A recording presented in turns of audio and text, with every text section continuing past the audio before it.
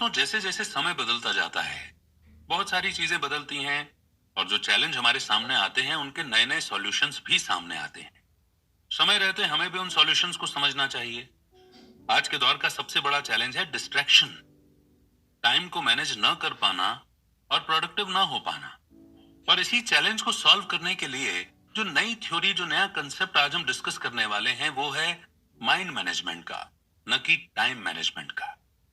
आज की book summary है mind management not time management, productivity when creativity matters, जिसे लिखा है डेविड कैडवी ने। डेविड कैडवी एक राइटर और एक पॉडकास्टर हैं। वो लोगों को अपने क्रिएटिव काम में प्रोडक्टिव बनने में मदद करते हैं। उनकी बुक्स की 1 मिलियन से ज्यादा कॉपीज बिक चुकी हैं। David TEDx, the Huffington post और ऑब्जर्वर में भी आ चुके हैं। तो बात यह है कि कई बुक्स और स्पीकर्स ये बताते हैं कि अपने टाइम को कैसे अच्छे से इस्तेमाल किया जाना चाहिए।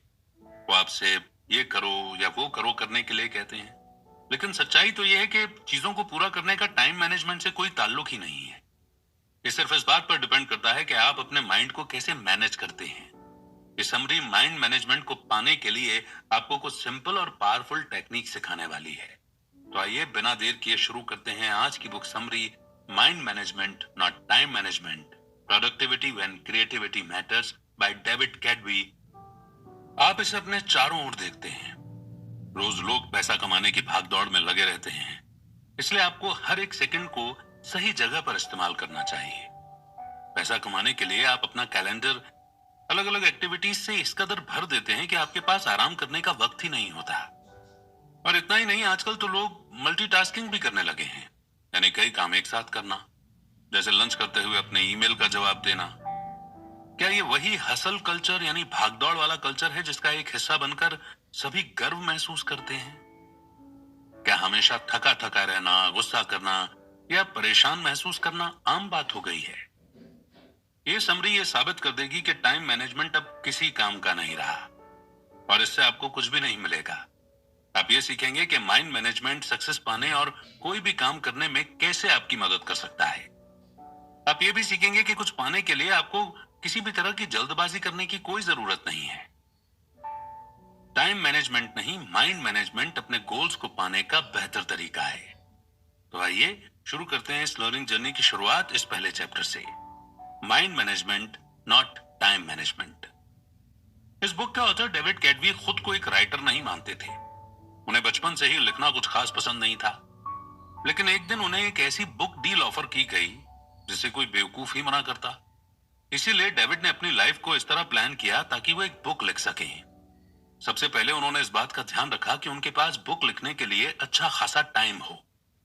उन्होंने अपने दोस्तों के साथ डिनर और दूसरे प्लान्स को कैंसिल कर दिया और इनकी जगह अपने राइटिंग सेशंस को रखने लगे। डेविड ने डेट्स पर जाना भी छोड़ दिया, यहां तक कि अपनी ग्रोसरी और खाना भी घर पर डिलीवर करवाने लगे। उन्होंने अपनी बुक लिखने पर फोकस करने के लिए जी जान लगा दी थी। एक राइटर के दिमाग में शब्दों का जैसे एक पिटारा सा होता है और वो शब्दों के साथ खेल जाते हैं, लेकिन डेविड के लिए यह सब इतना नेचुरल या आसान नहीं था। जब वो लिखने बैठते तो एक शब्द भी नहीं लिख पाते थे और न जाने कंप्यूटर के सामने बैठे बैठे यूं ही कितने घंटे निकल जाते। फिर उन्हें खुद पर प्रेशर महसूस होने लगा। डेविड को अगले कुछ हफ्तों में बुक का 25% काम खत्म करके पब्लिशर को दिखाना था। अगर वो ऐसा नहीं कर पाते तो डील कैंसिल हो सकती थी। डेविड अपनी फैमिली और दोस्तों को निराश नहीं करना चाहते थे। हड़बड़ाहट में उन्होंने कोस्टा रिका में एक रिट्रीट ज्वाइन करने का मन बनाया। वो ये बात अच्छे से जानते थे कि वहां जाकर भी वो कुछ नहीं लिख पाएंगे। क्या इसका मतलब यह है कि रिट्रीट ज्वाइन करने से उन्हें पछतावा हुआ था? बिल्कुल हुआ था, लेकिन डेविड ने सोचा कि जगह बदलने से शायद उन्हें राइटर्स ब्लॉक से बाहर निकलने में मदद मिलेगी। डेविड को रिट्रीट के लिए हां कहने के बाद पछतावा होने लगा और वो अपने घर से बाहर निकल गए। वो अपनी फ्रस्ट्रेशन को दूर करना चाहते थे। तब उनकी मुलाकात डिएगो से हुई। वो रोड के दूसरी तरफ थे जब उन्होंने डेविड को इस तरह बुलाया जैसे मानो वो दोनों दोस्त थे। डिएगो ने हाथ से इशारा करते हुए डेविड को बुलाया और उनसे स्पेनिश में बात करने लगे। डेविड एक बेवकूफ की तरह नहीं दिखना चाहते थे, इसलिए उन्होंने डिएगो की बात का जवाब दिया। उनसे बात करने पर डेविड को पता चला कि डिएगो ऐसे ही कुछ बात करना चाहता था। उन्हें बीच पर घूमना और बारिश का मौसम बेहद पसंद था। उनकी बातें ज्यादा लंबी तो नहीं चली, लेकिन डेविड को इसके बाद काफी अच्छा महसूस हो रहा था। जब डेविड घर लौटे तो दोबारा कंप्यूटर के सामने बैठ गए। अगले 1 घंटे में डेविड पहला चैप्टर लिखने में कामयाब रहे। इससे डेविड को समझ में आया कि ऐसा क्या हुआ था जिससे वो लिख पाने में कामयाब रहे थे। इसकी वजह लिखने के लिए समय निकालना नहीं था। टाइम मैनेजमेंट अब इफेक्टिव यानी कारगर नहीं रहा है। आपको टाइम की नहीं बल्कि लिखने के लिए सही मेंटल स्टेट में होने की जरूरत है।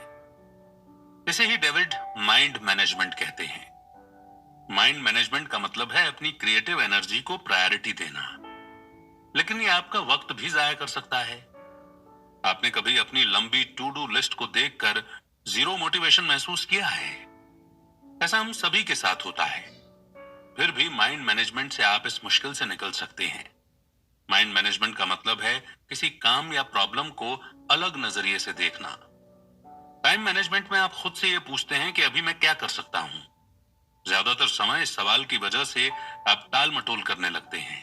आप ये जानते हैं कि आपको कुछ करना चाहिए, लेकिन उसे करने के लिए आपके पास फोकस और मोटिवेशन नहीं होता है। दूसरी तरफ माइंड मैनेजमेंट में आप खुद से पूछते हैं कि अभी मैं कौन सा काम करने के मूड में हूं और मुझे ऐसा क्या करना चाहिए जो मेरे मूड के साथ फिट हो सके। अपने काम को पूरा करने का सबसे अच्छा तरीका है कि आपका मेंटल स्टेट और वो काम दोनों एक दूसरे के साथ मैच करना चाहिए। इससे एनर्जी और वक्त जैसे रिसोर्सेज वेस्ट नहीं होते। नेक्स्ट चैप्टर है क्रिएटिव स्वीट स्पॉट। क्रिएटिव होना कोई ऐसी चीज नहीं है जो आसानी से आपके अंदर आ जाती है। ये कोई ग्रोसरी नहीं है जिसे आप खरीद कर ला सकते हैं। क्रिएटिविटी की प्रोसेस में वक्त लगता है। कोई कहानी सुनाने, गाना लिखने या फिर एक पेंटिंग बनाने के लिए आपका स्टेट ऑफ माइंड सही होना बहुत जरूरी है। डेविड क्रिएटिव मोड में घुसने के लिए 2 तरह की थिंकिंग का इस्तेमाल करते हैं, जो है डाइवर्जेंट थिंकिंग और कन्वर्जेंट थिंकिंग। डाइवर्जेंट थिंकिंग तब होती है जब आपके थॉट्स यानी विचार बिखरे हुए होते हैं। इसमें आपका ध्यान कई चीजों पर होता है। जब आप इन अलग अलग थॉट्स को जोड़ देते हैं तो इसे कन्वर्जेंट थिंकिंग कहते हैं। अब राइटिंग का ही एग्जांपल ले लीजिए। आप कुछ कहना चाहते हैं, लेकिन उसे कहने के लिए आपके पास कई तरीके हैं। पहला, आप कहना क्या चाहते हैं? क्या आप इसे फॉर्मल तौर पर कहना चाहते हैं या फिर इसे ऐसा कहना चाहते हैं जैसे आप एक दोस्त से बात कर रहे हो? क्या आप इसे कोई नाम नहीं देना चाहते या फिर आप सभी को यह बता देना चाहते हैं कि इसे आपने लिखा है? इसे डाइवर्जेंट थिंकिंग कहते हैं। कन्वर्जेंट थिंकिंग उसे कहते हैं जब आप अपने ऑप्शंस में से किसी एक को चुनते हैं। जैसे मान लीजिए कि आप अपने पहले प्यार के बारे में लिखना चाहते हैं। आप अपने रीडर्स के लिए अपनी राइटिंग के टोन को एक दोस्त की तरह पेश करना चाहते हैं। आप इसे कोई नाम नहीं देना चाहते क्योंकि आप खुद की पहचान सबके सामने नहीं लाना चाहते। इसीलिए अच्छे क्रिएटिव आइडियाज बनाने के लिए आपको डाइवर्जेंट और कन्वर्जेंट थिंकिंग दोनों की जरूरत होती है। अपने फाइनल प्रोडक्ट को ब्रिलियंट बनाने के लिए आपको सबसे बेहतरीन आइडियाज की जरूरत है। और आप इन आइडियाज को कैसे ढूंढेंगे? अपने क्रिएटिव स्पॉट को पहचान कर। आपका क्रिएटिव स्पॉट उस वक्त और उस जगह के बारे में बताता है जिसमें आप अपना बेस्ट क्रिएटिव काम कर पाते हैं। क्रिएटिव काम ऐसी चीज नहीं है जिसे आप किसी गाइड बुक की मदद से कर सकते हैं। इसमें कोई लॉजिक या कोई मैथमेटिकल फॉर्मूला काम नहीं आता। क्रिएटिव वर्क एक ऐसा अनोखा थॉट प्रोसेस है जिसे हम अक्सर इंसाइट कहते हैं। न्यूरो साइंटिस्ट्स के मुताबिक इंसाइट अचानक हुए एहसास या नजरिए में हुए बदलाव को कहते हैं। इंसाइट को एक यूरेका मूवमेंट भी मान सकते हैं, जो तब होता है जब कुछ मिलने से आपकी आंखों में खुशी के आंसू आ जाते हैं। क्या आपको कभी अचानक से कोई ब्रिलियंट प्लान, आइडिया आया है? उसे ही यूरेका या फिर मिल गया ये मूवमेंट कहते हैं। ये तब होता है जब अपने गाने के कुछ मिसिंग शब्द आपको अचानक से मिल जाएं, या आप अपनी कहानी का एक परफेक्ट प्लॉट ढूंढ निकालते हैं। आप दोबारा कुछ पेंट करना चाहते हैं लेकिन ये नहीं जानते कि क्या पेंट करें, तो इसके लिए अपने पसंदीदा कार्टून कैरेक्टर को पेंट करने के बारे में अचानक याद आना एक यूरेका मूवमेंट होगा। दिन के एक खास वक्त के दौरान अपने क्रिएटिव स्पॉट को ढूंढना आसान हो सकता है। इसका मतलब ये नहीं है कि आपको अपना दिन इसी वक्त के हिसाब से प्लान करना चाहिए। बस इतना याद रखिएगा कि ये माइंड मैनेजमेंट के बारे में है, टाइम मैनेजमेंट के बारे में नहीं। आपकी एनर्जी हर एक दिन या पूरे दिन एक जैसी नहीं रहती है। जैसे जॉब पर आपकी बहुत सी एनर्जी खर्च हो जाती है, ऐसे ही अपने दोस्तों के साथ सोशलाइज करना या अपनी पेंटिंग या नॉवल पर काम करने जैसे काम भी आपकी बहुत सारी एनर्जी ले लेते हैं। इसीलिए दिन का वो सही वक्त ढूंढ निकालिए जब आपके अंदर सबसे ज्यादा एनर्जी होती है। आपको अपने सर्कैडियन सिस्टम यानी अपने स्लीप साइकिल से भी तालमेल बनाकर रखना होगा। ये सिस्टम आपको दिन में जगे रहने में मदद करता है। जैसे ऊपर जाती हुई एक लाइन की तरह सोचिए, जितना ज्यादा आप जागे रहेंगे उतने ज्यादा आप अलर्ट रहेंगे। लेकिन जागे रहने के साथ साथ अलर्ट रहने को आपका स्लीप डेट सिस्टम रोक देता है। दूसरे शब्दों में कहें, अगर आप एक रात अच्छे से नहीं सोएंगे तो आपका स्लीप डेट बहुत ज्यादा हो जाता है। अपने स्लीप डेट को नीचे जाती हुई एक लाइन की तरह सोचिए, क्योंकि ये आपकी एनर्जी को कम करता है। आपके सर्कैडियन सिस्टम और स्लीप डेट दोनों की लाइन दोपहर के शुरुआती वक्त लगभग 2:30 बजे मिलती है। इसी वजह से आप इस वक्त सुस्त और थका हुआ महसूस करते हैं। अपनी बॉडी क्लॉक को समझने से आपको अपने काम पर आसानी से फोकस करने में मदद मिलती है। बहुत से लोग सुबह सुबह बहुत फोकस्ड होकर काम करते हैं। जैसे बेस्ट वायलिन प्लेयर अपने दिन की शुरुआती 2 से 4 घंटे मन लगाकर प्रैक्टिस करते हैं। मशहूर राइटर वर्जीनिया वुल्फ और साइकोलॉजिस्ट बीएफ भी ऐसा ही करते हैं। ऐसा इसलिए क्योंकि सुबह का वक्त वो समय होता है जब लोग पूरी तरह से जगे हुए और सबसे ज्यादा अलर्ट रहते हैं। अपने क्रिएटिव स्पॉट को हासिल करने के लिए डेविड ने एक और तरीका बताया है। इसे वो फर्स्ट आवर रूल कहते हैं, जो अपने काम को पूरा करने में उन्हें डिसिप्लिन रहने में मदद करता है। जब आप अपने दिन का सबसे पहला घंटा अपने प्रोजेक्ट पर लगाते हैं तो उसे फर्स्ट आवर रूल कहते हैं। और ये कोई ऐसा वैसा प्रोजेक्ट नहीं होना चाहिए, बल्कि आपका सबसे इंपॉर्टेंट प्रोजेक्ट होना चाहिए। ऐसा करने से आप उस प्रोजेक्ट को जल्दी पूरा कर पाएंगे। इसे सुनकर ऐसा लग रहा होगा ना कि क्या ऐसा सच में मुमकिन है? तो जवाब है जी हाँ, बिल्कुल मुमकिन है। अपने दिन की शुरुआत अपने सबसे इंपॉर्टेंट काम से कीजिए, यानी एक ऐसे काम से जो आपको करना ही है। ऐसा करने से इसे पूरा करने के लिए आपके आलसी होने के चांसेस काफी कम हो जाते हैं। ऐसा करना उस काम में आने वाली रुकावटों को भी रोकता है। इस इंपॉर्टेंट लर्निंग को लेने के बाद बढ़ते हैं नेक्स्ट चैप्टर की ओर, द 4 स्टेजेस ऑफ क्रिएटिविटी। जब आप असल में राइटिंग और पेंटिंग नहीं कर रहे हैं, तब भी आप राइटिंग और पेंटिंग कर सकते हैं। क्रिएटिविटी का प्रोसेस सिर्फ राइटिंग और पेंटिंग के बारे में नहीं है। इसे social psychologist Graham Wallace control के 4 स्टेज या क्रिएटिविटी के 4 स्टेज कहते हैं। पहला स्टेज है प्रिपरेशन, यानी कि तैयारी करना। यह तब होता है जब आप अपने प्रोजेक्ट के बारे में सब कुछ सोचते हैं। आपकी स्टोरी में कौन से कैरेक्टर होंगे, आपका गाना कितना लंबा होगा, पेंटिंग बनाने के लिए आप किस चीज का इस्तेमाल करेंगे। ये ब्रेनस्टॉर्मिंग यानी दिमाग चलाने वाला स्टेज है। इसमें आपके पास अपने प्रोजेक्ट की इतनी इंफॉर्मेशन होती है कि आप एक चलते फिरते एनसाइक्लोपीडिया की तरह हो जाते हैं। डेविड ने भी अपनी बुक पर इसी तरह काम करना शुरू किया था। ऐसा बिल्कुल नहीं था कि वो हर रोज कुछ लिखने बैठा करते थे। नहीं, ऐसा भी वक्त हुआ करता था जब वो अपने लिविंग रूम में बैठकर इंफॉर्मेशन के ऐसे सोर्सेस को खोलकर देखा करते थे। डेविड के चारों ओर बुक्स, न्यूज़पेपर और जर्नल्स बिखरे रहते थे। उनके पास एक व्हाइट बोर्ड भी था जिस पर वो पॉसिबल टॉपिक्स और चैप्टर्स लिखते थे। डेविड ने जो रिसर्च की थी वो समय की बर्बादी नहीं थी, ये उन्हें क्रिएटिविटी के अगले स्टेज तक पहुंचने में मदद कर रही थी। दूसरा स्टेज इंक्यूबेशन है। यह ऐसा वक्त होता है जब आप अपने प्रोजेक्ट पर इतना एक्टिव होकर काम नहीं करते हैं। आप शायद किसी और चीज पर काम कर रहे होते हैं या फिर अपने दोस्तों और फैमिली के साथ वक्त बिता रहे होते हैं। हमें बीच बीच में ब्रेक लेने की जरूरत होती है। किसी काम को तुरंत पूरा करने के लिए खुद को मजबूर करना हमेशा काम नहीं करता है। ऐसा करने से आप फ्रस्ट्रेट होने लगेंगे और आपको गुस्सा आ जाएगा। ऐसा होने से आपको अपने क्रिएटिव स्पॉट को ढूंढने में और तीसरे स्टेज पर जाने में मुश्किल होगी। तीसरा स्टेज इल्यूमिनेशन है। ये यूरेका या आहा मूवमेंट है। तीसरे स्टेज को पूरी तरह नहीं समझाया जा सकता। ऐसा इसलिए क्योंकि ये अचानक से होने वाला और अनप्रिडिक्टेबल होता है। जैसा कि बताया गया है कि अगर आप जरूरी तैयारी नहीं करेंगे तो आप इस स्टेज तक नहीं पहुंच सकते। आपको पहले स्टेज पर बहुत सा वक्त देना होगा। आइए जानते हैं कि पहला स्टेज आपको तीसरे स्टेज पर पहुंचने में कैसे मदद करता है। इसके लिए हम द बीटल्स के पॉल मैककार्टनी का एग्जाम्पल लेंगे। पॉल ने यस्टरडे नाम का वो यादगार गाना बड़े ही अनोखे तरीके से कंपोज किया था। उन्हें इस गाने की धुन अपने सपने में सुनाई दी थी। जब उनकी आंख खुली तो वो आधी नींद में उठकर अपने पियानो पर उस धुन को बजाने लगे और इस तरह इतिहास के सबसे महान गानों में से एक गाना बना। लेकिन ये इतना भी आसान नहीं था। यस्टरडे लिखने से पहले भी पॉल कुछ गाने लिख और बना रहे थे। वो सालों से म्यूजिक क्रिएट करते आ रहे थे, और क्योंकि वो यस्टरडे जैसा गाना लिख पाए थे, उनका काम वहीं नहीं रुक गया था। नहीं, पॉल ने यह पक्का किया कि वो चौथे स्टेज को भी अच्छे से पूरा करें, जो है वेरिफिकेशन। चौथा स्टेज वेरिफिकेशन है। ये तब होता है जब आप इल्यूमिनेशन की स्टेज में आए यूरेका मूवमेंट के बारे में सोचते हैं। इसमें आप ये पक्का कर लेते हैं कि आपका जो आइडिया था वो फुल प्रूफ और ब्रिलियंट है।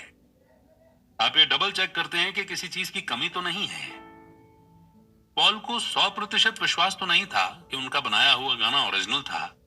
उन्हें लगा कि हो सकता है कि यह भी एक ऐसी धुन थी जो उन्होंने पहले कभी सुनी थी। ऐसे वक्त ऐसे ऐप या सॉफ्टवेयर नहीं हुआ करते थे जो ये बता सके कि कोई धुन ओरिजिनल है या नहीं। इसीलिए पॉल ने 1.5 साल इस बात को पक्का करने में ही लगा दिया कि वो धुन उनकी खुद की थी या नहीं। इसी दौरान उन्होंने अपने गाने को बदलने के लिए उसके लिरिक्स, ट्यून और अरेंजमेंट को सुधारने पर काफी काम किया। अगर आप क्रिएटिविटी के हर स्टेज में अपना वक्त नहीं लगाएंगे तो आप कभी कोई मास्टरपीस नहीं बना सकते। आपको इस पूरे प्रोसेस के हर स्टेज से होकर गुजरना होगा। नेक्स्ट चैप्टर है the 7 mental state of creative work. David का कोई स्ट्रिक्ट रिचुअल यानी रूल नहीं था, लेकिन उनके पास करने के लिए ऐसे काम और जाने के लिए ऐसी जगहें थीं जो उन्हें लिखने के सही मूड में लाने में मदद करते थे। अपनी छोटी सी नोटबुक में कुछ लिखने के लिए वो जॉन हैनकॉक सेंटर के 95th फ्लोर पर जाते थे। ये थॉट्स शुरुआत में बिखरे हुए से रहते हैं, लेकिन इन्हें लिखने के बाद डेविड को वो दूसरी चीजें भी दिखने लगती हैं जो उन्हें लगता था कि अपनी बुक में शामिल करनी चाहिए। जॉन हैनकॉक सेंटर डेविड को उनके थॉट्स को अरेंज करने में मदद करता था। एब्सेंटो कॉफी नाम की एक कॉफी प्लेस थी जो डेविड को बहुत पसंद थी। वहां का मन लुभाने वाला खूबसूरत नजारा और कॉफी बीन्स की सुगंध उस जगह को राइटिंग के लिए एक आइडियल जगह बनाती है। डेविड की तरह आप भी अपने मेंटल स्टेट के मुताबिक अलग अलग तरीके के काम कर सकते हैं। आपका mental state in 7 mental states में से एक हो सकता है। पहला है प्रायोरिटाइज्ड मेंटल स्टेट। ये तब होता है जब आप एक प्लान बनाते हैं। आप ये फैसला लेते हैं कि आपको क्या करने की जरूरत है और आप उसे कैसे हासिल करेंगे। इसमें आप ये भी डिसाइड करते हैं कि क्या इंपॉर्टेंट है और क्या नहीं। यही तो डेविड जॉन हैनकॉक सेंटर में करते थे। दूसरा है एक्सप्लोर मेंटल स्टेट। ये रिसर्च करने के बारे में नहीं है। इसमें स्पेसिफिक सवालों के स्पेसिफिक जवाबों को देने की जरूरत नहीं होती। एक्सप्लोर मेंटल स्टेट में अपनी क्यूरियोसिटी को खुला छोड़ने और इसके लिए गिल्टी फील न करने के बारे में कहा गया है। जैसे मान लीजिए कि आप कुछ पेंट करने का सोच रहे हैं। आपको क्या पेंट करना है, आप इस बात पर रिसर्च करते हैं, लेकिन इस चक्कर में आप पेंटिंग की हिस्ट्री पर एक पूरी डॉक्यूमेंट्री देख डालते हैं। आप अपनी क्यूरियोसिटी को फ्री छोड़ देते हैं, यानी आजाद कर देते हैं। तीसरा है रिसर्च मेंटल स्टेट। यह ऐसी जगह है जहां आप स्पेसिफिक सवाल और उसके जवाब ढूंढते हैं। डेविड ज्यादातर वक्त इसी स्टेट में रहते हैं। वो ये रिसर्च करते हैं कि एक चैप्टर को कैसे बनाया जाए या फिर ये कैसे वेरीफाई किया जाए कि अपनी बुक में जो फैक्ट्स वो लिखने वाले हैं वो सही हैं या नहीं। चौथा है जनरल मेंटल स्टेट। ये वो स्टेट है जहां आप एक्चुअल में काम करते हैं। आप पहले दिए गए मेंटल स्टेट्स में इकट्ठे किए गए आइडियाज को जोड़कर कुछ बनाते हैं, जैसे अपना पहला ड्राफ्ट लिखना। पांचवा है पॉलिश मेंटल स्टेट। ये स्टेज उस काम को एडिट करने और तराशने का है जो आपने पिछली स्टेट में बनाया था।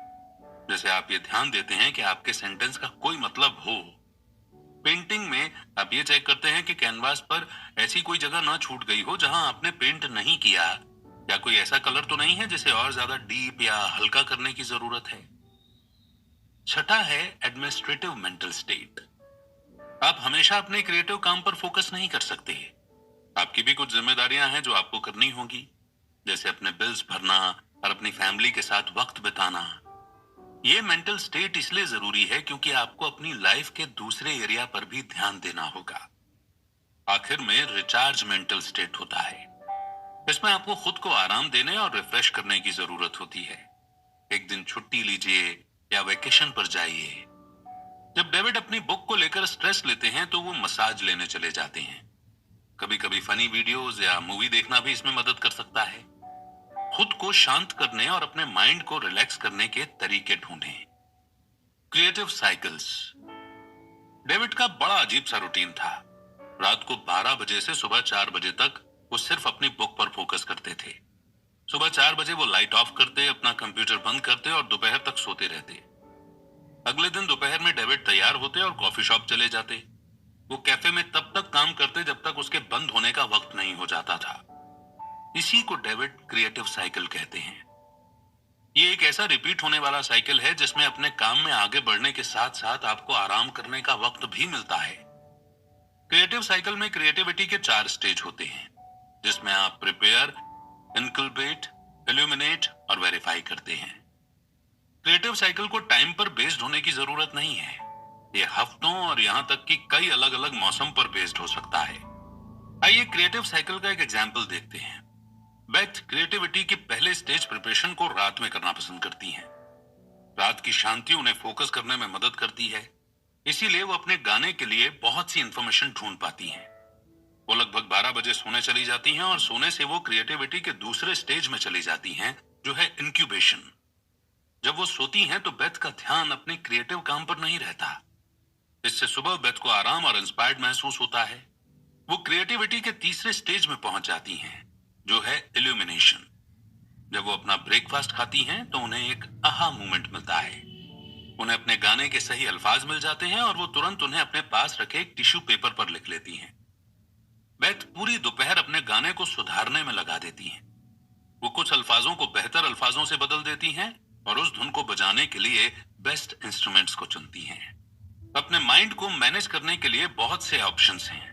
आपको सिर्फ वो ढूंढने की जरूरत है जो आपको सबसे ज्यादा सूट करता है। नेक्स्ट चैप्टर है क्रिएटिव सिस्टम्स। एक बार डेविड बड़ी मुश्किल में थे। उन्हें अपने पॉडकास्ट के लिए डॉक्टर रॉक के साथ इंटरव्यू करना था। डॉक्टर रॉक डेविड के लिए एक इंस्पिरेशन थे। उन्होंने योर ब्रेन एट वर्क नाम की एक बुक लिखी थी, जिसकी मदद से डेविड ये समझ पाए थे कि क्रिएटिव वर्क में माइंड कैसे काम करता है।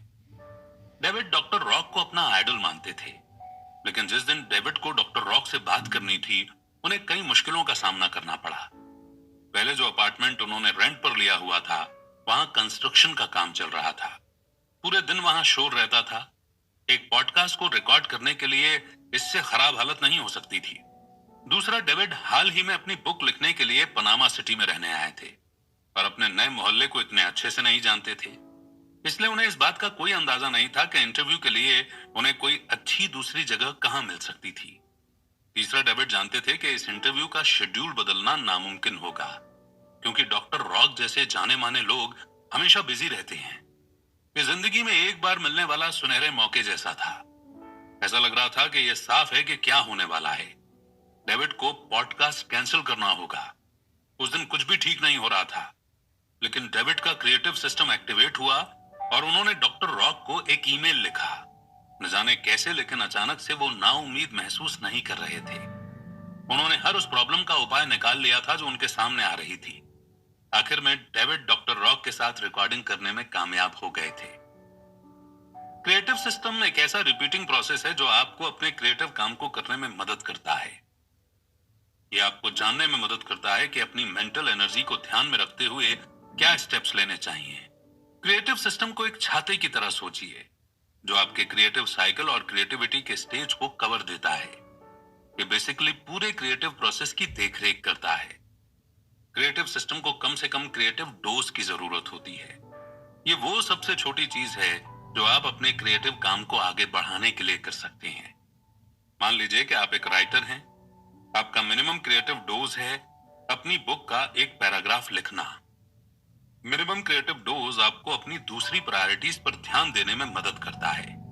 क्रिएटिव काम के लिए ओपन लूप्स भी अच्छी चीज हैं। आइए इसे एक एग्जाम्पल से समझते हैं। जब आप अपनी बिल्ली को खाना देते हैं तो आप ध्यान देते हैं कि उसका खाना खत्म होने वाला है। आप सुपरमार्केट से बिल्ली का खाना लेने के लिए एक मेंटल नोट बना लेते हैं। ये एक ओपन लूप इसलिए है क्योंकि कैट फूड खरीदना है आपके दिमाग में लगातार चलता रहता है, तब भी जब आप दूसरा काम कर रहे होते हैं। ओपन लूप आपके माइंड में जगह घेरे रहता है। ये मेंटल स्पेस, ये जगह तभी खाली हो सकती है जब आप उस काम को पूरा कर लेते हैं, यानी कैट फूड खरीद लेते हैं। ये एक नेगेटिव चीज जैसा लग रहा है ना?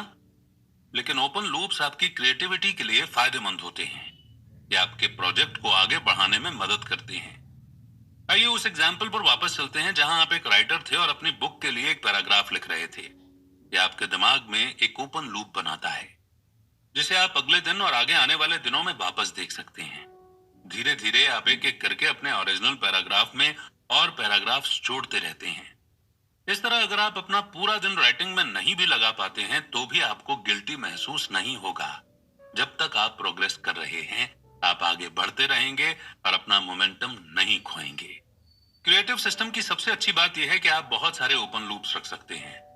एक लूप आपकी स्टोरी के प्लॉट से जुड़ सकता है, जबकि दूसरा स्टोरी के कैरेक्टर के बैकग्राउंड से। क्रिएटिव सिस्टम आपको बहाने बनाने से भी रोकता है।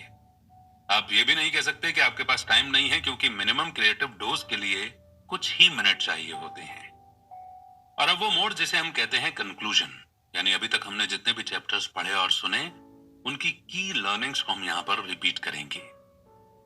सबसे पहले आपने सीखा कि माइंड मैनेजमेंट क्या होता है। इसका मतलब है अपने काम को करने के लिए सही मेंटल स्टेट बनाना। ये खुद से ये पूछना है कि मैं कौन सा काम करने के मूड में हूं और मैं ऐसा क्या कर सकता हूं जो उस मूड में फिट हो सके। दूसरा, आपने सीखा कि अपने क्रिएटिव स्वीट स्पॉट को ढूंढकर आप माइंड मैनेजमेंट हासिल कर सकते हैं। डाइवर्जेंट और कन्वर्जेंट थिंकिंग अप्लाई करने से आप ऐसा कर पाएंगे।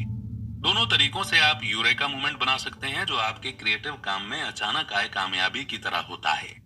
अपने क्रिएटिव स्वीट स्पॉट को ढूंढने के लिए आपको अपने सबसे प्रोडक्टिव टाइम को पहचानना होगा।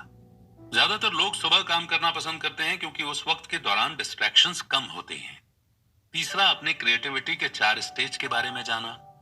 आपको कुछ कमाल बनाने के लिए इन सभी स्टेजेस से गुजरना होगा। ये स्टेज प्रिपरेशन, इंक्यूबेशन, इल्यूमिनेशन और वेरिफिकेशन है। चौथा, अपने क्रिएटिव काम के 7 मेंटल स्टेट्स के बारे में जाना। ये स्टेट आपको क्रिएटिविटी के 4 स्टेज को पूरा करने में मदद करते हैं। ये 7 मेंटल स्टेट हैं: prioritise, explore, research, generate, polish, administrate और रिचार्ज। पांचवा, अपने क्रिएटिव साइकिल के बारे में जाना। ये क्रिएटिव काम करने और आराम करने के लिए टाइम निकालने का रिपीटिंग साइकिल है। क्रिएटिव साइकिल ये डिसाइड करता है कि कौन सा टाइम फ्रेम आपके लिए काम करता है, भले ही वो हफ्ता, महीना या कोई सीजन ही क्यों ना हो। छठा, अपने क्रिएटिव सिस्टम के बारे में जाना। ये क्रिएटिविटी के 4 स्टेज और क्रिएटिव साइकिल की देखरेख करता है। ये एक ऐसा रिपीटिंग प्रोसेस है जो आपको क्या स्टेप्स लेने चाहिए या उन्हें कैसा करना चाहिए जैसे सवालों के जवाब ढूंढने में मदद करता है।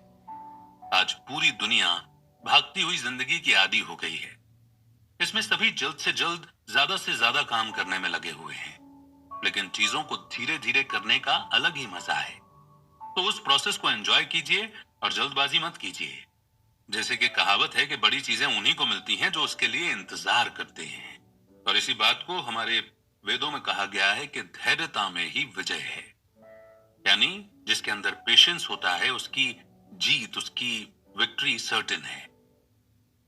बहरहाल इसी मोड़ पर यह समरी यहीं पर समाप्त होती है और उम्मीद करते हैं कि आजकल के डिस्ट्रैक्शन के दौर में अपनी क्रिएटिविटी को बढ़ाने के लिए, खुद को फोकस रखने के लिए ये जितने भी टूल्स और लर्निंग आपको मिली वो आपके लिए इनवैल्यूएबल साबित होंगी और आप इन्हें अपनी लाइफ में इंप्लीमेंट भी करेंगे। वैसे कौन सा चैप्टर, कौन सी लर्निंग आपके लिए सबसे ज्यादा इंपॉर्टेंट रही, आप हमें कमेंट सेक्शन में बता सकते हैं, जिसे आप तुरंत इंप्लीमेंट करने वाले हैं। बहुत जल्द एक नई बुक समरी के साथ फिर होगी आपसे मुलाकात। तब तक रखिए अपना बेहतर ख्याल। जय हिंद, जय भारत।